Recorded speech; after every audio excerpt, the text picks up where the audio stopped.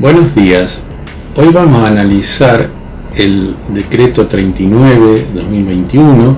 que está publicado en la edición del día de la fecha del Boletín Oficial de la Nación, aunque fue emitido el 22 de enero del 2021. Dicho decreto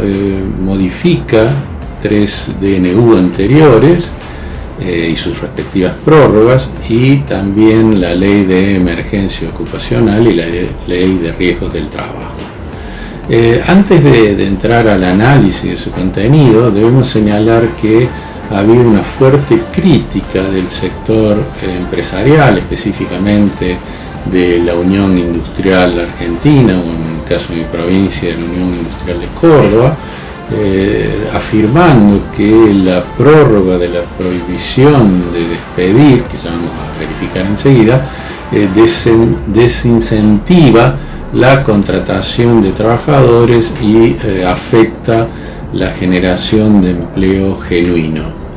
Es un tema obviamente discutible. Me parece que quizás más discutible que ese punto puede estar el mecanismo utilizado, el DNU, que es un mecanismo que la Corte Argentina ha sostenido que no puede usarse simplemente por conveniencia del gobierno de turno, sino que debe haber reales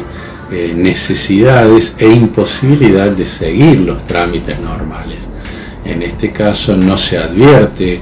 que el gobierno no hubiera tenido plazo suficiente para, en el mes de diciembre, por ejemplo, incorporarlo en el tratamiento de las sesiones del Congreso de la Nación, para que él mismo tuviera adecuado tratamiento por los parlamentarios argentinos, aspecto que no ha sido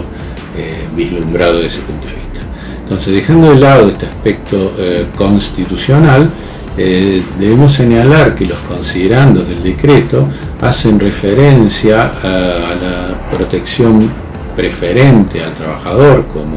la Corte bien señalara en Bisotti, en cuanto a que era sujeto de preferente tutela constitucional, y que la situación de crisis requiere medidas robustas de mayor intensidad en contextos excepcionales, como sería el momento que estamos viviendo con la pandemia. Entre ellos hacen referencia también al Pacto Internacional de Derechos Económicos, Sociales y Culturales, que, como todos saben, integra el bloque de constitucionalidad federal. Bueno, en ese sentido, y ya analizando en particular los términos del decreto, digamos que el artículo 1 de este decreto 39 amplía hasta el 31 de diciembre del 2021 la emergencia pública y ocupacional. En el artículo 2 se prorroga la prohibición de los despidos y suspensiones por causa de falta o disminución de trabajo no imputable al empleador, o fuerza mayor, también no imputable al empleador, a partir del vencimiento del plazo fijado por el DNU 891 del 2020, que entiendo que vencía ahora el 26 o 27 de enero. En el artículo 3 del mismo decreto se amplía dicho marco a la prohibición de suspensiones por 90 días, salvo aquellas que hayan sido efectuadas en los términos del artículo 223 bis de la Ley de Contrato de Trabajo. El artículo 4 mantiene la misma condición que tenían los decretos anteriores en este sentido, al hacer referencia que aquellos despidos y suspensiones dispuestos en violación de estas normas no producirán efecto alguno. La novedad estaría dada en el artículo 5 y el artículo 6.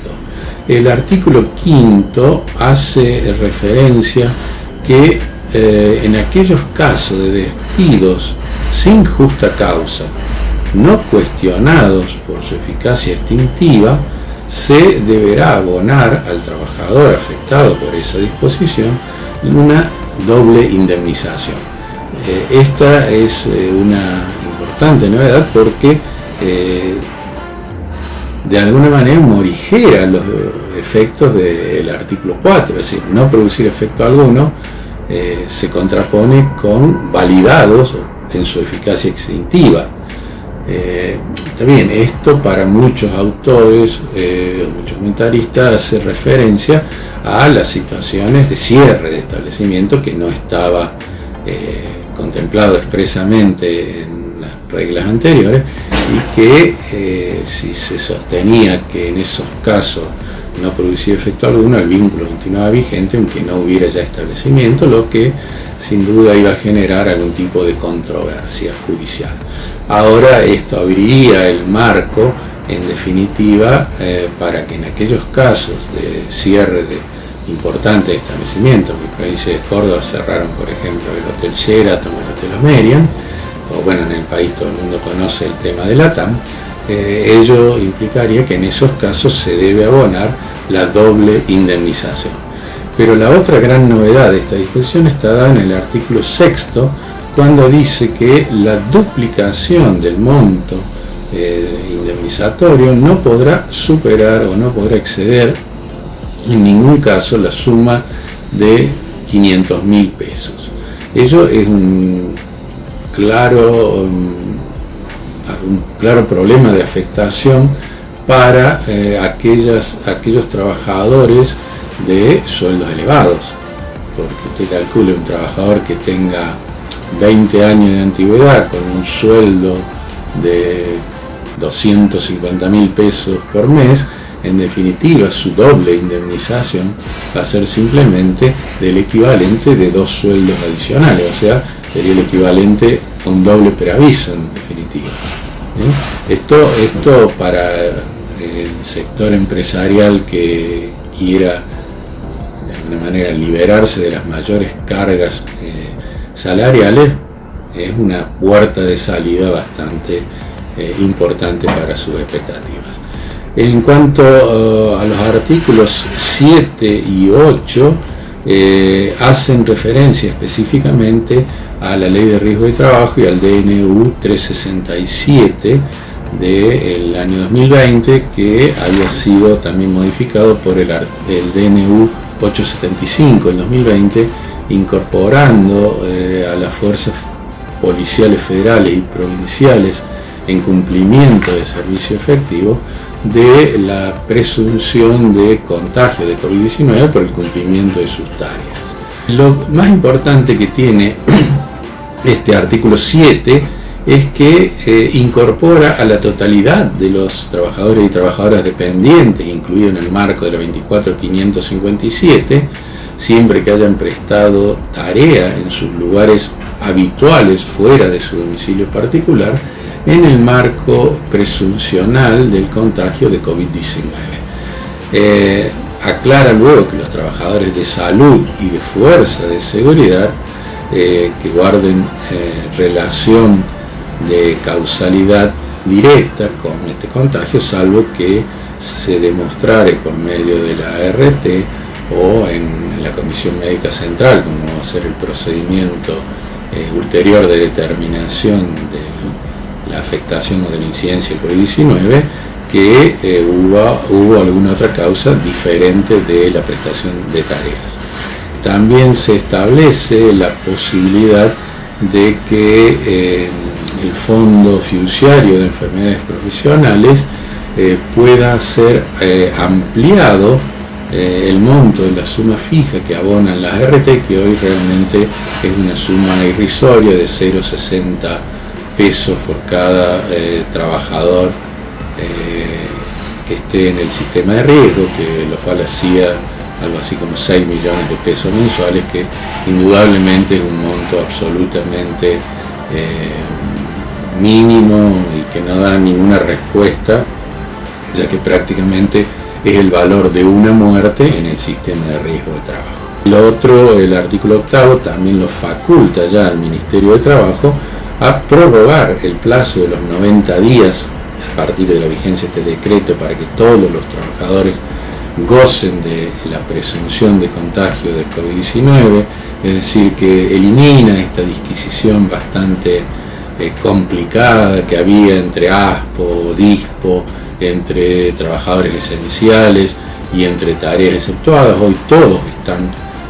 cubiertos en este marco presuncional. Por supuesto que luego dice que se aplican las reglas de las presunciones del DNU 367, es decir, que aquellos trabajadores que no sean de la salud o de la Fuerza de Seguridad provinciales o federales deberán demostrar el nexo de causalidad adecuada, lo cual, como ya hemos dicho en algún otro análisis del tema, resulta sumamente complejo,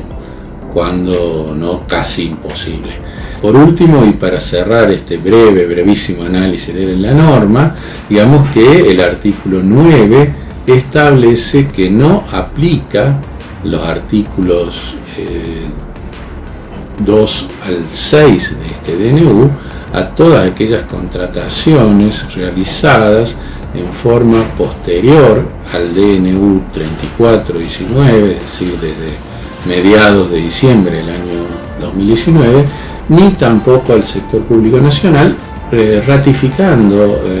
el criterio que habían sentado en esa línea en los anteriores decretos de prórroga de este DNU 34/19. En síntesis, en conclusión, creo que es un DNU importante que da algunas respuestas válidas, específicamente en el sistema de riesgos de trabajo, que va a generar algunas controversias importantes en cuanto a posibles despidos que pueda haber por la cuestión de este tope de los 500.000 pesos, y que permite la posibilidad de convalidación de algo que en el artículo 4 aparecía como claramente nulo. Todas estas normas en el periodo de emergencia, muchas de ellas corren con el mecanismo de acierto y error, que luego ha de ser evaluado por el Poder Judicial. Muchas gracias por la atención y espero que les sea de utilidad.